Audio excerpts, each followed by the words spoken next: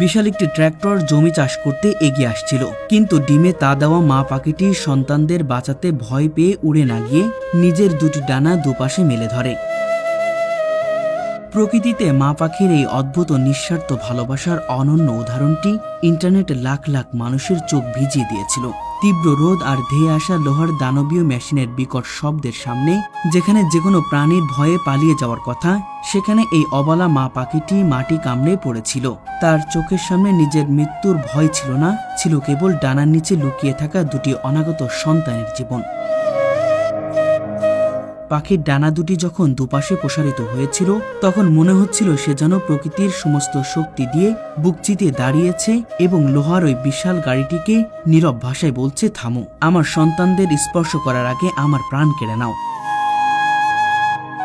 মায়ের এই বুক পাতা ভালোবাসা ও অসীম সাহসের সামনে শেষ পর্যন্ত থমকে যেতে বাধ্য হয় সেই যান্ত্রিক দানব। চালক আবেগ আপ্লুত হয়ে ব্রেক চেপে গাড়িটি থামিয়ে দেন। হৃদয় স্পর্শে এই বাস্তব ঘটনাটি মূলত চীনের উত্তরাঞ্চলে ইনান মঙ্গোলিয়ার উলানকাপ শহরে একটি ফসলি জমিতে ঘটেছিল। মায়ের এই অসীম সাহসের দৃশ্য দেখে সেই ট্রাক্টর চালকেরও মন গলে যায়। তিনি কেবল গাড়িটি থামিয়ে ক্ষান্ত হয়নি, বরং তীব্র গরমে ক্লান্ত মা পাখিটির তৃষ্ণা মেটাতে পরম মমতায় তার সামনে একটি জলের বোতল রেখে দেন এবং ডিমগুলোকে সুরক্ষিত রাখতে ট্রাক্টরটি অন্য পথ দিয়ে ঘুরিয়ে নিয়ে যান। যান্ত্রিক এই ব্যস্ত পৃথিবীর অবেলায় পাখিটির সন্তানের প্রতি এমন নিঃস্বার্থ ত্যাগ এবং একজন মানুষের এই অসাধারণ মানবিকতা আমাদের এটাই শিক্ষা দেয় যে সমস্ত সৃষ্টির মূলে রয়েছে ভালোবাসা।